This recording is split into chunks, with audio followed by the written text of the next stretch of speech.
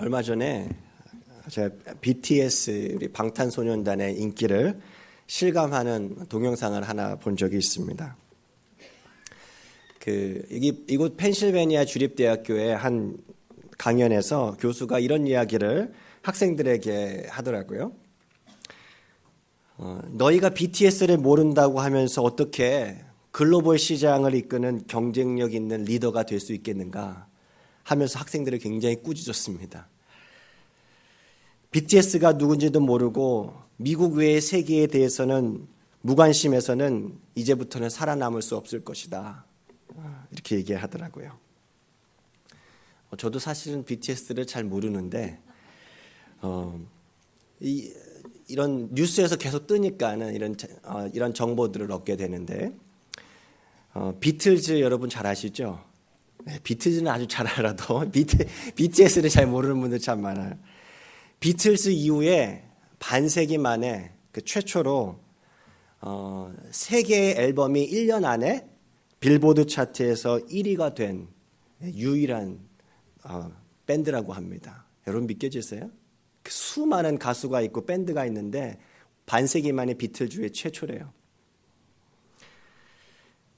우리는요 비틀즈의 Let It Be, Yesterday 이렇게 부르면서 이렇게 나름대로 나는 이런 팝을 알아 이렇게 하는데 사실 BTS 노래 아시는 분 계세요? 네, 별로 없으실걸요. 몇 분 빼고. 네. 적어도 제가 보면서 미국 청소년들에게 아마도 삼성보다 BTS가 더 한국을 대표하는 아이콘으로 자리매김하고 있는 것은 분명해 보입니다. 제가 처음에는 한 해에도 아이돌 그룹이 막 수십 개, 수백 개가 막 일어났다가 죽었다가 한다고 하더라고요. 그런 아이돌 그룹이려니와 했어요. 근데 이 친구들이 계속 승승장구하면서 연일 뉴스에서 방송에 나오면서 한국 뉴스가 아니라 미국 뉴스에 자꾸 나오면서 한국 사람에 대한 이미지가 달라지고 있다는 것을 제가 들었습니다. 그러니까 좀 생각이 바뀌더라고요. 예전에 얼마 전까지만 해도 미국에서 한국 사람이다라고 하면 한국 사람을 만나면 의뢰하는 질문이 South? North? 이렇게 물어본대요. 사실 저도 그런 질문을 받았거든요. 그러니까 무슨 얘기냐면은 한국에 대해서는 북한 문제 말고는 별로 아는 바가 별로 없는 거예요. 그런데 지금은요, 한국의 아이돌 그룹을 이해해야 되고요. 또 한국말을 하는 것이 쿨한 시대가 되었습니다. 여러분 믿겨지세요? 예전에 아마도 우리 여기 계신 어르신들의 자녀분들 키울 때만 해도 한국말 못해도 괜찮았을 거예요. 그렇죠? 그때는 영어를 빨리 배우는 것이 쿨했을 것입니다. 근데 요즘에는 어떻다고요? 미국 사람부터가 먼저 영어를 배워요. 제가 어떤 공연 실황을 한번 봤어요.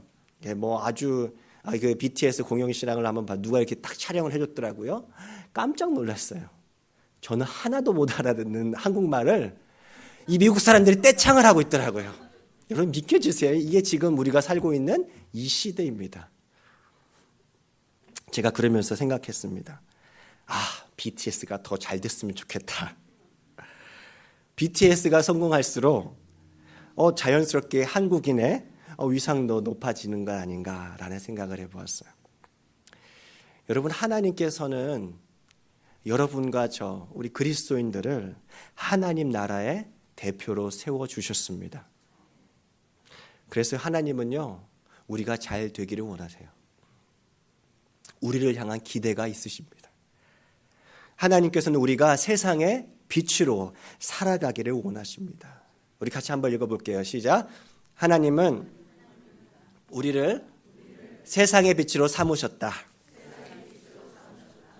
아멘. 하나님께서는요 우리를 세상의 빛으로 삼으셨어요. 하나님께서는 우리를 자랑하기 원하신다라는 얘기입니다. 오늘 말씀에서 바울과 바나바가 하나님께서 자신들을 이방의 빛으로 삼아서 땅끝까지 구원하게 하셨다라고 그렇게 고백하고 있습니다. 여기서 우선 이방이라고 하는 그 말은요, 유대인이 아닌 다른 모든 민족들을 의미합니다. 그리고 여기서 빛으로 삼다라고 해서 여기 삼다라고 하는 이 말은요, 헬라어로 티뎀이라고 하는데 뜻이 뭐냐면 배치하다 혹은 고정하다예요. 영어로 하면은요, put, 어디를 놓다, fix, 고정하다라는 의미예요. 예수님께서 한 번은 제자들에게 이런 이야기를 하신 적이 있습니다. 우리가 잘 아는 말씀인데요. 마태복음 5장 말씀 같이 한번 읽겠습니다. 시작. 너희는 세상의 빛이라. 산 위의 동네가 숨겨지지 못할 것이요 사람이 등불을 켜서 말 아래 두지 아니하고 등경 위에 두나니 이러므로 집안 모든 사람에게 네. 여러분 빛은요, 등불은요, 등경 위에 둔다라고 해요. 그렇죠? 여기서 등경 위에 둔다라고 할 때 이 두다라고 하는 단어가 똑같은 티데미입니다. 하나님은요, 우리 그리스도인들을요, 말 아래, 상자 아래다가 두려고 하지 않으세요. 등경, 램프 스탠드 위에다가 세워주시고 싶어 하세요. 왜 그렇다고요? 자랑하기 원하신다니까요. 여러분, 요즘에는 휴대폰이 계속해서 이렇게 빨리 나와가지고, 이렇게 종종 보면은, 좀 이렇게 우리가 휴대폰이 늦는 세대 속에서 우리가 살고 있기 쉬운데요. 휴대폰 회사가 자신의 제품을, 신제품을 제출할 때마다, 내세울 때마다 가장 먼저 하는 것이 뭔지 아세요? 휴대폰 회사는요, 런칭 이벤트를 가장 먼저 열어요. 기자들을 초청합니다. 방송사를 초청해요. 각계 유명 인사들을 초청해가지고 새 제품 시사회를 합니다. 신제품을 보여주면서 얼마나 이 제품이 놀라운 혁신 제품인지 온갖 자랑을 별로 중요하지도 않은 것 같은데 쫙 늘어놓습니다. 자기 제품을 결코 숨기려 하지 않습니다. 여러분, 우리들도 마찬가지예요. 하나님 나라를 대표하는 사람들이 바로 여러분과 저 우리 그리스도인들입니다. 세상의 빛으로 하나님께서 우뚝 세워두신 하나님의 자랑임을 우리가 기억할 수 있기를 바랍니다. 그래서 우리는요, 자주 들어야 해요. 그래서 서로에게 선포해 주셨으면 좋겠어요. 당신은 세상의 빛이십니다. 믿겨지지 않은가 봐요. 인정하고 싶지 않은가 봐요. 당신은 세상의 빛입니다. 네. 내가 인정하지 않아도 우리 예수님께서 인정해 주셨다니까는요. 다시 한번 크게 당신은 세상의 빛이십니다. 아멘. 하나님의 자랑입니다. 우리 다시 한번 하나님의 자랑입니다. 그리스도인으로 살아가십시다. 하나님께서 자랑스러워하는 그러한 그리스도인으로 살아낼 수 있기를 바랍니다. 여러분, 우리는요, 때로 우리 자신에 대해서 과소평가할 때가 종종 있습니다. 아니, 아주 많은 것 같아요. 사실 어떻게 보면은 냉정하게, 나는 굉장히 냉정해 하다고 생각하시는 분일수록 어쩌면 세상에 아주 성공했던 사람들, 성공하는 사람들의 모습을 보면서 내 자신을 평가하면서 나는 별 볼 일 없어요. 그렇게 판단할지 모릅니다. 또 반대로 어떤 사람은요, 세상적으로 대단한 일을 하는 사람일지라도 내 자신을 바라보니까 죄를 지은 게 참 많아요. 부족한 게 참 많이 보이는 거예요. 그래서 때로는 하나님의 자랑이건커녕 하나님의 이름을 먹칠할까 봐 두려워하곤 합니다. 여러분 어떠세요? 그래서 더 뭔가를 내 자신을 드러내기보다 더 앞에 서서 일을 하려고 하기보다 좀 숨으려 하고 하지 않습니까? 좀 뒤에서 보이지 않으려고 하지 않습니까? 그런데 여러분, 이런 마음은요, 제가 새삼 깨닫게 된 것이요, 이것은 사탄이 주는 마음이다라는 것을 알게 되었어요.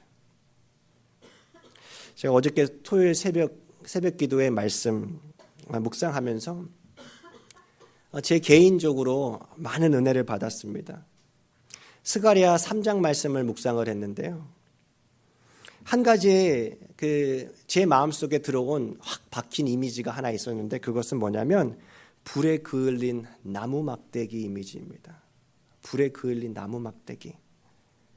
스가랴의 환상 속에 대제사장 여호수아가 하늘 법정에 서 있었는데 옆에서 사탄이 여호수아가 지은 모든 죄들을 고발합니다. 여기서 말하는 대제사장 여호수아는 우리가 알고 있는 그 모세의 대리 이은 그 여호수아와 다른 동명이인입니다. 그러면서 사탄이 이렇게 고발을 하는 거예요. 너 자신을 좀 봐. 얼마나 추악하고 더러운지 봐. 남들이 너를 몰라서 그렇지 너의 숨겨진 그 이면을 보면 너를 똑같이 대우할 것 같아. 그리고도 너가 집사야? 장로야? 목사야? 그렇게 고소합니다. 하나님의 거룩한 대제사장의 직책을 갖고 있으면서도 죄로 얼룩진 더러운 옷을 입고 있었던 여호수아는요, 그 사탄의 참소를요 부인하지 못하고 가만히 있을 수밖에 없었어요. 사탄의 승리로 끝나는 재판 같아 보였습니다. 그런데요, 아주 신기한 일이 벌어집니다. 하늘 법정의 재판장이신 하나님께서 기소자인 사탄을 오히려 책망하기 시작하십니다. 그러면서 이렇게 얘기합니다. 하나님께서 예루살렘을 택하셨다. 즉 이스라엘 백성들이 죄가 많음을 이미 알면서도 택하셨다라는 얘기예요. 그리고는 이렇게 말씀하십니다. 이는 즉 여호수아는 불에서 꺼낸 그슬린 나무가 아니냐. 이 무슨 얘기인가? 제가 얼마 전에 한 미국 교회를 방문했는데요. 그 예배당 입구에 들어가는 예배당 입구에 한쪽에 플라스틱 케이스 안에 아주 오래돼 보여 있는 성경이 펼쳐져 있었습니다.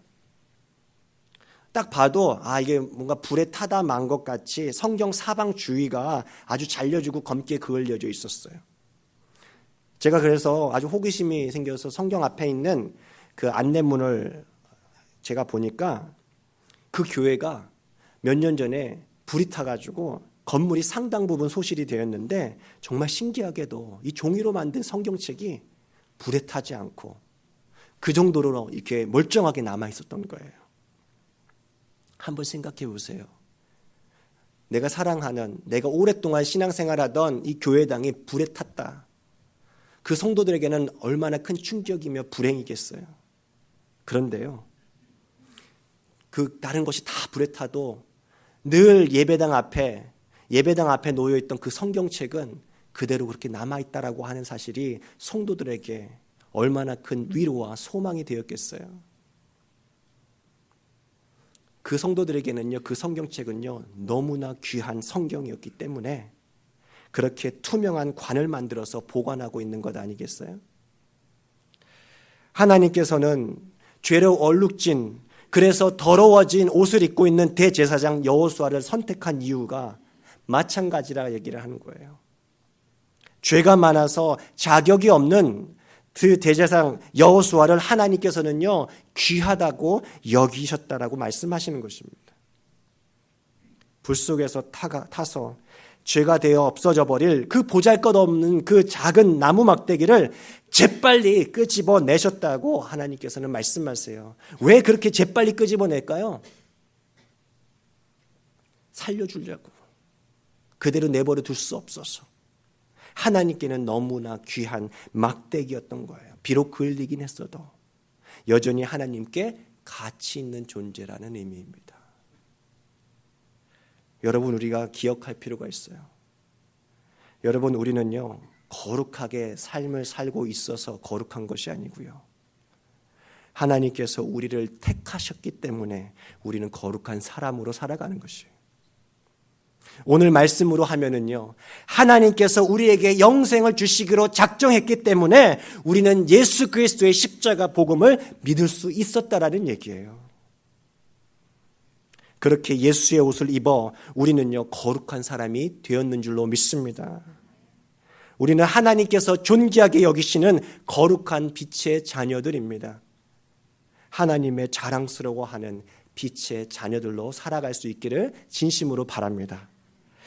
빛의 자녀들은요, 그래서 진짜를 보여주는 사람들이에요. 빛의 자녀들은요 진짜를 보여줍니다. 같이 한번 읽겠습니다. 시작. 빛의 자녀들은 진짜를 보여준다. 한국에 아주 혁신적인 목회로 알려져 있는 나들목 교회의 김형국 목사님이 계신데요. 이 목사님께서 자신의 그 무신론자인 삼촌과 대화를 하던 중에 삼촌이 자신에게 이런 이야기를 했다고 합니다. 야, 너희 그리스도인들은, 크리스천들은 되게 이기적이야. 너무 자기중심적이야. 그래서 왜 그런가 그렇게 물었다고 합니다.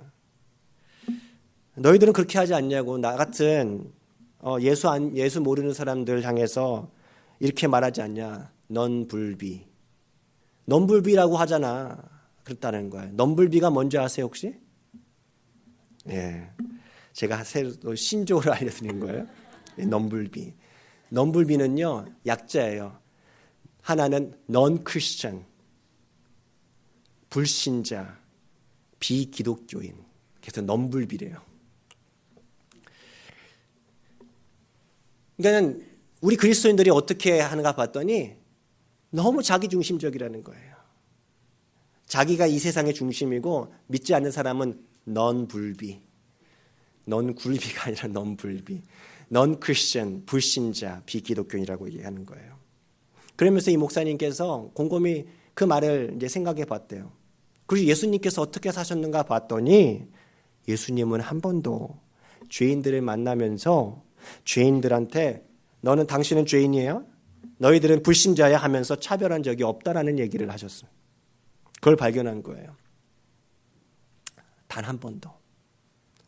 오히려 죄인들을 차별하지 않으시고 어떻게 해줬습니까? 죄인들의 친구가 되어주셔요. 죄인들과 함께 먹고 마시면서 격려해 주셨어요.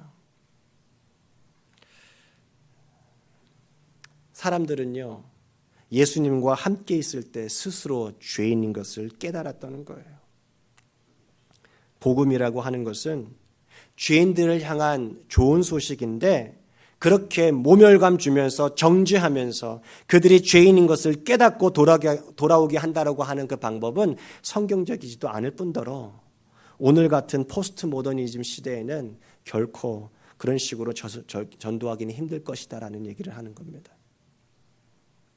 그러면 어떻게 해야 되는가? 그러면서 이렇게 얘기를 해주더라고요. 한번 들어보세요. 포스트 모더는 결국 이게 진짜인가라는 질문으로 이어진다. 그런데 합리적으로는 진짜임을 보여줄 방법이 없다. 합리적으로 토론해서 이겨도 포스트 모던 시대는 너도 맞고 나도 맞도잖아요. 동의하면 동의 안 하면 그만이니까. 기독교가 합리적인 변증을 그동안 많이 해왔다. 그런데 지금 필요한 것은 여기 진짜가 있다고 보여주는 것이다. 우리 삶을 통해서밖에 보여줄 방법이 없다. 여러분 어떠세요? 진짜 사랑이 있는 공동체가 여기에 있음을 보여주는 것이 최선의 방법이라는 거예요. 겉과 속이 다른 꾸며진 사랑이 아니라 진짜 사랑이 있는 공동체를 말합니다. 하나님 나라의 모습을 보여주는 곳이 바로 신한 공동체입니다. 그리고 우리가 꿈꾸는 공동체이기도 합니다. 저는 그래서 이번에 우리 8월 달에 있는 여름 전교인 수련회에 여러분들 많이 참여할 수 있었으면 좋겠어요. 그곳에서 뭐 하려고 하냐고요? 이러한 공동체를 함께 꿈꾸기를 원합니다. 어떻게 하면은 그런 공동체 같이 만들어갈 수 있을지 함께 기도하고 말씀 보면서 그렇게 고민해가는 하나님의 지혜를 구하는 시간이 되었으면 좋겠습니다. 여러분 그래서 그런 모임은요 그냥 야유에 오는 것이 아니에요. 꼭 참석하셔야 되는 모임입니다. 오늘날 우리 현대인들은요 공동체에 대한 양면적인 태도를 가지고 있습니다. 어떤 태도일까요?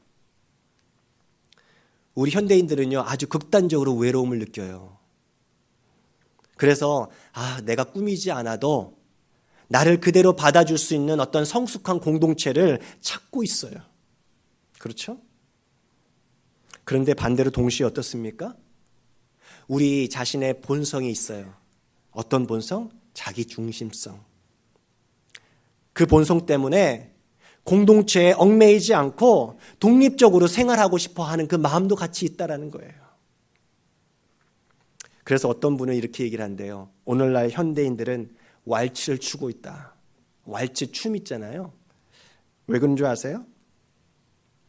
사람들을 만나고 싶어서 다가가는데 이 왈츠가 왔다 갔다 이렇게 하나 봐요. 떨어졌다가 왈츠를 안 쳐봐가지고 제가 사람들을 만나고 싶어 하지만 이렇게 만나면 어떻습니까? 상처받고 다시 멀어지는 거예요. 왈츠를 추는 것이 왔다가 이렇게 흩어지는 거예요. 아주 기막힌 표현이다라고 생각했어요. 그래서 우리는요, 때로는 기다려줄 필요도 있고요. 때로는 먼저 다가가야 할 필요도 있습니다. 지혜가 필요합니다. 저는 우리 교회 라이프 그룹이 이러한 진짜를 보여주는 공동체가 되기를 소망합니다. 우리 교회 라이프 그룹이 있는 거 아시죠? 네. 아직도 저희 구역 한다며, 구역 모임 한다며 이러시면 안 돼요. 라이프 그룹 하셔야 돼요. 눈으로 보여지고 마음으로도 느낄 수 있는 은혜와 사랑의 공동체, 라이프 그룹 공동체가 되기를 소망합니다. 예전에 제가 이런 이야기를 들은 적이 있어요. 그 소그룹이 아주 잘 된다는 한 교회 이야기인데, 그 교회에 그 어떤 집사님이 굉장히 바쁘신 분이래요. 그래서 막 여기저기 여기 각 주로 이렇게 출타를 많이 다니시는데, 한 번은 그 라이프 자기네 그 그룹이 너무 좋아가지고 그 그룹에 그날은 바빠가지고 출장 가서 참여할 수가 없다고 해가지고 가면서 울었대요. 소그룹에 참여할 수 없어서 울었다니까요. 저는요 종종 정반대의 울음소리를 듣곤 합니다. 목사님, 우리 그룹은 모임을 갖기 힘들다는 울음소리예요. 네. 여러분, 저는 그래도 기도합니다. 함께 기도했으면 좋겠어요. 우리 교회 소그룹 공동체 라이프 그룹이 정말 이런 진짜 공동체가 되기를 바랍니다. 내가 저기 안 가면 너무도 속상하다. 그래서 우리도 눈물 난다 하는 그런 진짜 공동체 만들 수 있기를 진심으로 바랍니다. 그렇게 될 때 우리는요, 주님의 그 영생의 빛, 영생의 말씀, 복음의 빛, 예수의 빛은요, 우리를 통해서 이 해리스버그 전역에 온 세상에 두루 퍼지게 될 것이에요. 그래서 오늘 말씀도 그 13장 49절 말씀이 이렇게 이야기하지 않습니까? 주의 말씀이 그 지방에 두루 퍼지니라. 같이 한번 읽겠습니다. 시작. 주의 말씀이 그 지방에 두루 퍼지니라. 여기서 퍼진다라고 하는 그 말은요, 한 곳에서 다른 곳으로 옮겨진다라는 얘기예요. 또 어떤 뜻인 줄 아세요? 능가하다라는 의미가 있어요. 능가하다. 옮겨질 수 있는 이유는 뭐냐면 그것이 더 낫다라는 것을 보여주기 때문에 옮겨질 수 있는 거예요. 그렇지 않으면 옮길 수가 없는 거예요. 강하기 때문에 옮길 수 있는 거예요. 무엇이 더 나은지 보여주기 위해서, 이것은 완전히 다르다는 것을 보여주기 위해서 들고 나가는 것이에요. 뭘요? 주의 말씀을. 복음의 말씀을 들었던 사람들은요, 가만히 있을 수가 없었어요. 자기 삶 구석구석으로 들어가서 뭔가 세상 사람들과 다른 삶을 보여주었던 거예요. 이전에 자기의 삶과 다른 삶을 살아내었다라는 거예요. 그것이 이 퍼진이라는 의미입니다. 제가 지난주에 오신 분들은 제가 말씀을 드렸지만, 제가 가정예배 우리 한번 드려보자라고 제가 도전을 한 적이 있었어요. 그렇죠? 그리고 이게 한 주가 지났습니다. 앞에 있는 제 목사는요, 아주 부담이 많습니다. 이렇게 가정예배 드립시다 했는데 시간이 지날수록 안 드리면 안 되잖아요. 네. 그래서 드렸어요. 어젯밤 가정 예배를 이렇게 잠깐 드리면서 제가 아이들과 우리 가족에게 이런 고백을 했습니다. 요즘 나는 매일 부흥회 같다. 요즘 난 매일 부흥회 하는 것 같아. 여러분 어떻게 보면 여러분 뭐 의아하실지 모르겠어요. 아니 목사는 다 그런 거 아니야? 뭐 늘 말씀 보며 살아가니까 수요일은 수요 예배 준비해야 되고 또 목요일은 제자 훈련해야 되고 토요일은 새벽 기도회 하고 또 리더 모임도 하고 그러니까 성경을 놓을 겨를이 없으니까 뭐 내 날마다 부흥이 아닙니까? 라고 생각할 수 있는데요. 그렇지 않았던 것 같아요. 늘 해야 되는 일이 많이 있어요. 그런데 이전과 요즘에 뭐가 다른가 제가 한번 생각해 봤어요. 왜 요즘에는 부흥회 하는 것 같지? 달라진 게 뭐냐면요. 제가 아침 저녁에 수시로 찬양을 듣는다라는 거예요. 원래 안 그래 찬양은 많이 들었었는데 더 많이 듣게 되더라고요. 아침에는 아이들하고 큐티를 하고 밤에는 가정 예배를 보통 뭐 길게 안 해요. 10분 미만으로 합니다. 보통 그렇게 하는데 신기하게 삶의 변화가 일어나기 시작하더라고요. 여러분 그 신앙생활을 제법 하신 분들은 아마 수련의 경험, 부흥의 경험이 있으실 거예요. 그런데 수련회든 부흥회든 그때는 굉장히 뜨겁잖아요. 근데 다시 삶으로 돌아오면 어떻습니까? 늘 삼일천하 같은 느낌 들지 않으세요? 점점 그 은혜와 감격이 떨어지잖아요. 저도 참 많이 그렇게 경험했거든요. 저는 하지만 요즘에 부흥회를 한 건 아니었는데 저 삶이 좀 달라지는 것을 경험합니다. 여러분 날마다 부흥회와 같은 삶 살고 싶지 않으세요? 우리의 삶 속에서 할 수 있다라는 것을 우리가 기억했으면 좋겠어요. 여러분 혼자서도 할 수 있고요. 함께 있어도 더 좋습니다. 자녀가 있으신 분들은요. 자녀들과 꼭 한번 해볼 수 있기를 권면드립니다. 제가 뭐 개런티할 수는 없지만 아이들이 분명 아빠 예배할 시간이야 하면서 먼저 찾아올 거예요. 성경 들고 찾아올 거예요.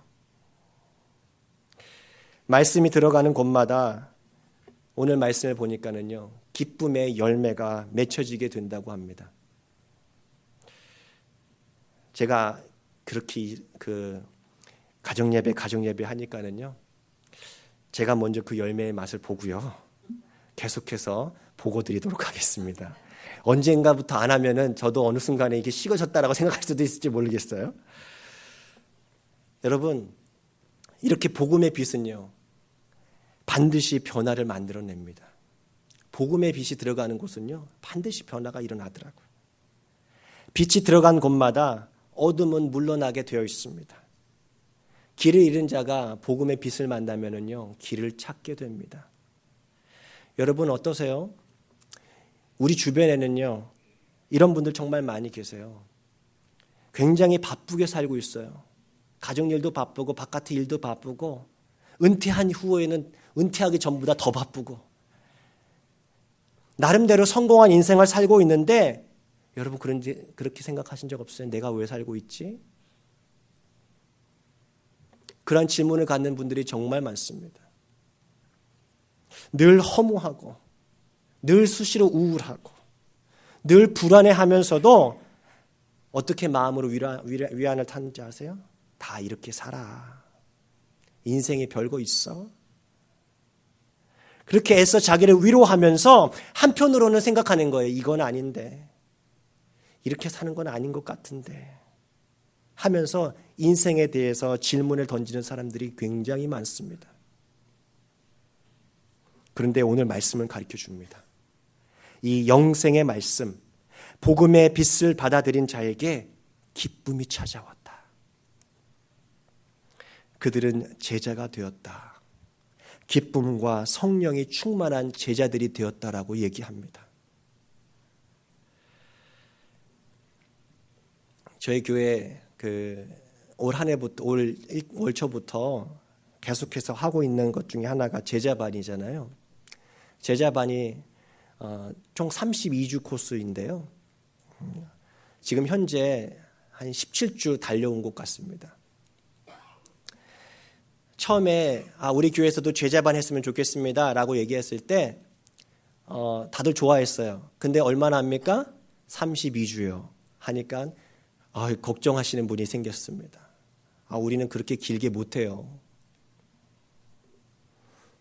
너무나 긴 것뿐만 아니라 일주일에 한 번 모이는데 한두 시간짜리가 아니라 3시간 이상이에요. 그 사실은 아마 몰랐을 거예요. 처음에 저희가 제자반 등록한 인원이 7분이었거든요. 같이 시작을 했던 인원이.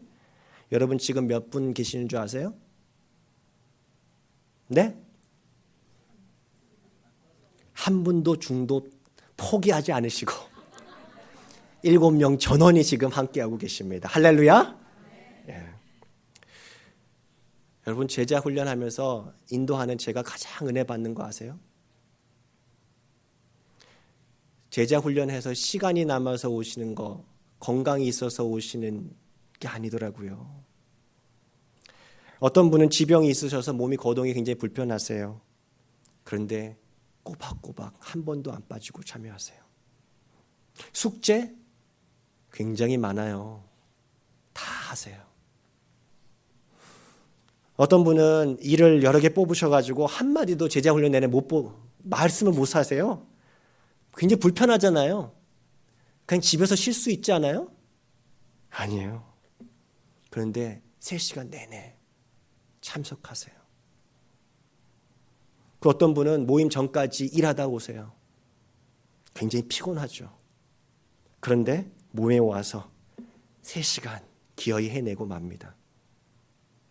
또 어떤 분은 한국에 가서 시차가 바뀌잖아요. 한국은 새벽 시간이잖아요. 여기 보통 저희가 목요일날 3시 반에 하는데 한국의 새벽 시간이라서 잠 주무세요.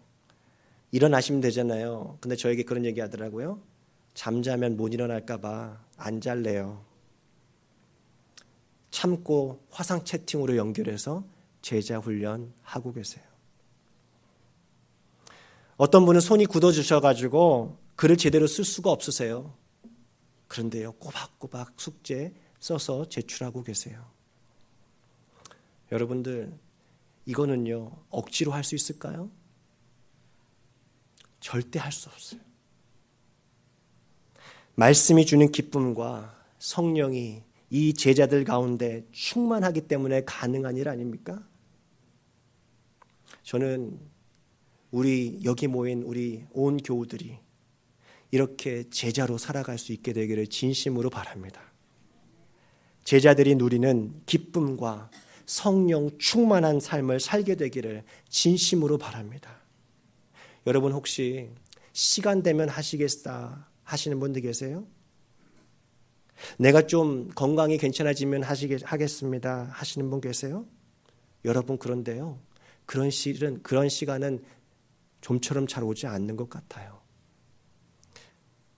왜 그런가? 우리의 삶은요, 늘 바쁜 일로 쫓기기 때문에 그래요. 그리고 후회하지 않습니까? 이렇게 살면 안 되는데. 내 인생 여러분 80이라고 생각했을 때, 물론 80을 훌쩍 넘으신 분도 계시지만 보통 평균 80으로 생각하셨을 때 한번 이런 마음 가져보시면 어떨까요? 내가 80 중에 1을 하나님 앞에 드려보겠다. 1년 내가 말씀에 헌신해 보겠다 하는 마음으로 우선순위를 정해보시기 바랍니다. 그렇게 주님이 자랑스러워하는 제자, 세상의 빛으로 살아내는 우리 모두가 될 수 있기를 진심으로 바랍니다. 우리 다 같이